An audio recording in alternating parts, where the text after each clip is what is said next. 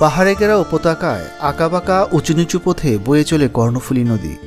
এই নদীর উপর বাঁধ দিয়ে তৈরি করা হয়েছে কৃত্রিম জলাশয়। এই পানি নিয়ন্ত্রিত সুইচগেট দিয়ে প্রবাহিত করে টারবাইন ঘোরানো হয়, যার মাধ্যমে উৎপন্ন হয় বিদ্যুৎ। বিশালাকার এই হ্রদের জমে থাকা পানি দিয়ে সারা বছর চলে এই জলবিদ্যুৎ কেন্দ্র, যে বিদ্যুৎ দিয়ে চলে কলকারখানা, আলোকিত করে শহর জনপদ। আমরা কাপ্তাই বাঁধ ও হ্রদ নিয়ে কথা বলছি। 11,000 বর্গ কিলোমিটার আয়তনের এই লেকটি রাঙামাটি জেলায় অবস্থিত। এটি শুধু বাংলাদেশেরই নয়, পুরো দক্ষিণ এশিয়ার বৃহত্তম লেক। ব্রিটিশ শাসন আমলে কাপ্তাই প্রকল্পের সমীক্ষা যাচাই করা হয়। 1957 সালে পাকিস্তান আমলে এর কাজ শুরু হয় এবং 1962 সালে শেষ হয়।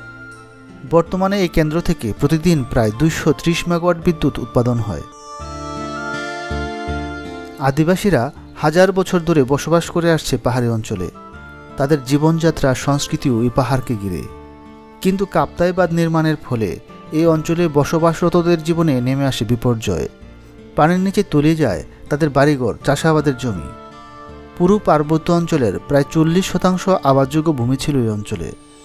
সরাসরি 18,000 মানুষের ঘরবাড়ি পানির নিচে ডুবে যায়। প্রায় 1 লক্ষ মানুষ স্থানান্তরিত হতে হয়। কয়েক হাজার পরিবার ভারতের কিছু রাজ্যে শরণার্থী হিসাবে আশ্রয় গ্রহণ করে।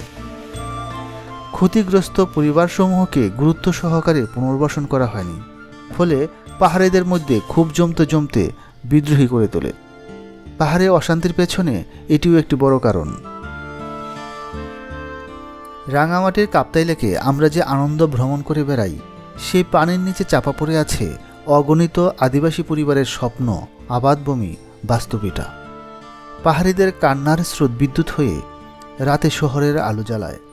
আমরা পাহাড়ে আলো জ্বালাতে না পারি, আর যেন কোনো জীবন প্রদীপ নিভে না যায়, সে প্রত্যাশা তারা নিশ্চয়ই করতে পারে।